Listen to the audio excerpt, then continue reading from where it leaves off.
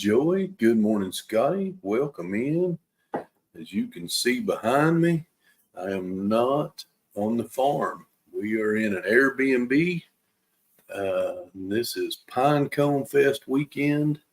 We haven't been to the lake yet. We got in late because of Clyde from Let's Have a Cup of Coffee, his brother's funeral. So you guys keep the Matthews family in your prayers. Today is October the 12th, 2024, and we're going to be in Proverbs 12.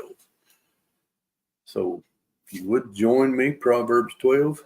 Whoever loves instruction loves knowledge, but he who hates correction is stupid. And then there's a note on verse 1.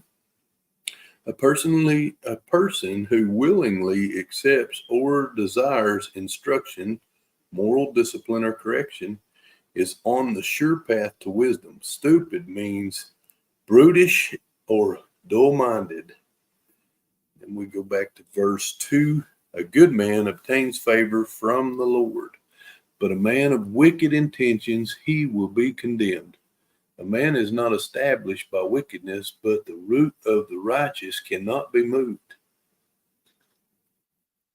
An excellent wife is a crown on her husband's head, but she who causes shame is like rottenness in the bones. The thoughts of the righteous are right, but the counsels of the wicked are deceitful.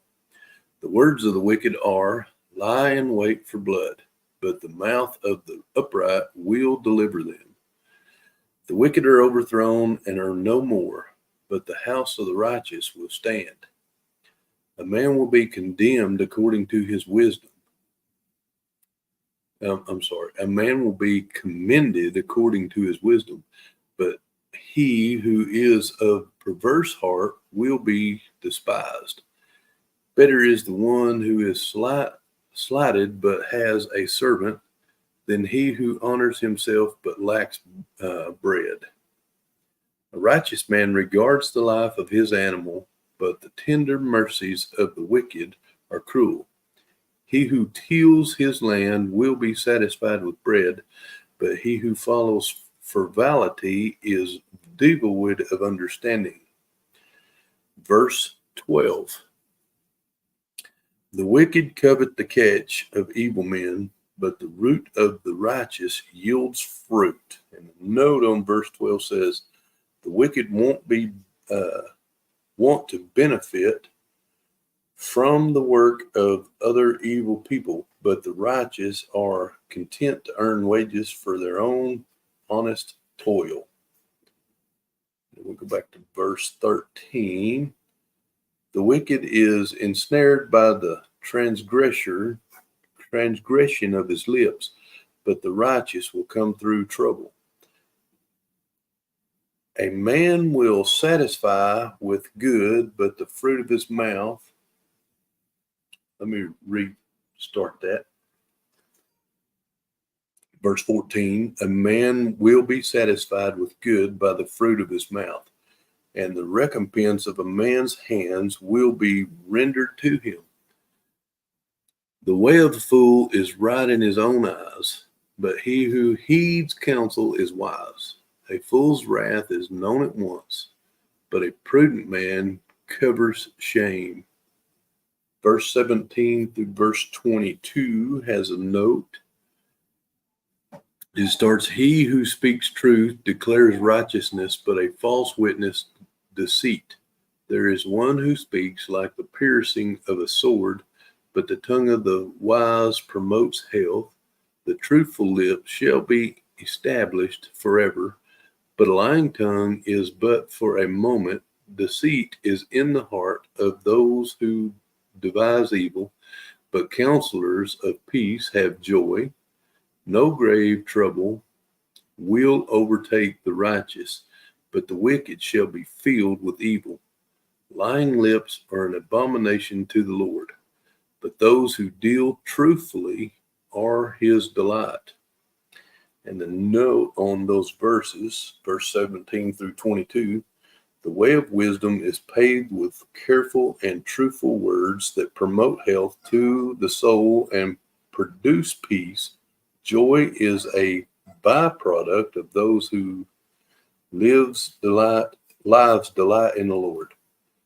Then we jump back to verse 23 and go through verse 25 for a note. And I've got my notes messed up there just a little bit. There we go. Says verse 23, a prudent man counsels knowledge, but the heart of the fools proclaims foolishness. The hand of the diligent will rule, but the lazy man will be put to forced labor. Anxiety is in the heart of a man, causes depression, but a good word makes it glad. We'll look at that, verse 23 through 25. A prudent person is slow to speak and does not blurt out words thoughtlessly. Proclaims foolishness means utters careless words. The good word is any word that gives encouragement and relieves anxiety or depression. Hey, Rebecca, welcome in. Glad you're in here. Good morning. We're on verse 26, y'all. The righteous should choose his friends carefully, for the way of the wicked leads them astray. Verse 27 has a note. The lazy man does not roast what he took in hunting, but diligence is man's precious possession. And verse 27's note says, the lazy person does not finish his or her task and thus forfeits opportunities for something better. The one who has mustered diligence, however, has a precious tool at his or her disposal, perseverance. And then the last verse is verse 28. In the way of the righteous is life, and in its pathway there is no death. So that concludes chapter 12. And again, Rebecca, I'm glad you're here. Scotty and Joy, good to see you guys. We're going to jump over to Ephesians chapter 6, starting in verse 10 and go through verse 20. And we're going to put our armor on. Hey, welcome in. Have to watch the replay, but you can put your armor on right now with us, Tamara. We are, as you can see, I'm at my Airbnb about 5 minutes away from Pinecone Fest, and we're going to see you over there, Tamara, here in just a few more hours. Dina's still in bed, y'all. Let's get our armor on so we can face this day. The whole armor of God. Finally, my brethren, be strong in the Lord and in the power of his might. Put on the whole armor of God, that you may be able to stand against the wiles of the devil. For we do not wrestle against flesh and blood, but against principalities, against powers, against the rulers of the darkness of this age, against spiritual hosts of wickedness in the heavenly places. Therefore take up the whole armor of God, that you may be able to withstand in the evil day, and having done all to stand, stand therefore, having girded your waist with truth, having put on the breastplate of righteousness, and having shod your feet with preparation of the gospel of peace. Above all, taking the shield of faith, with which you will be able to quench all the fiery darts of the wicked one, and take the helmet of salvation and the sword of the Spirit, which is the word of God, praying always with all prayer and supplication in the Spirit, being watchful to this end, with all the perseverance and supplication for all the saints, and for me, that utterance may be given to me, that I may open my mouth boldly to make known the mystery of the gospel, for which I am an ambassador in chains, that in it I may speak boldly as I ought to speak. And that we are, I got a wee little puppy right here beside me, whining and scratching. Anyway, we are prepared to face our day. We are getting ready to pack up, coffee, etc. Got my coffee? Are Tamara, are y'all not here already?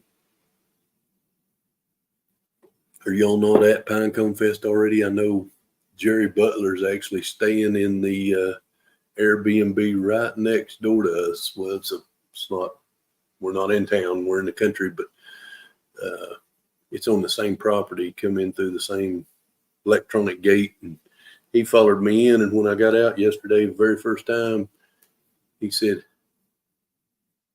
headed out this AM. I knew you'd said Dave had to work yesterday. Anyway, I got out when we pulled into the Airbnb. First time here, this little car followed us through this locked gate with a key code.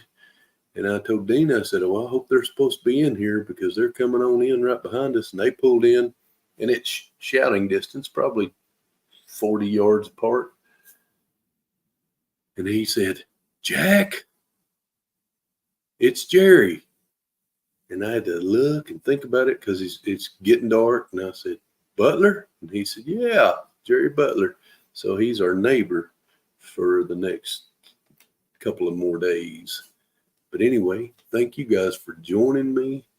I'm going to get some venison chili started in my crock pot. And Tamara, look forward to seeing you and Dave there at Pinecone Fest. Scotty, thank you for joining us. Joy and Rebecca, thank you for being in here this morning. May God bless each and every one of y'all. I challenge each of you guys to be a blessing to someone else today. And we will see you again tomorrow. Good day.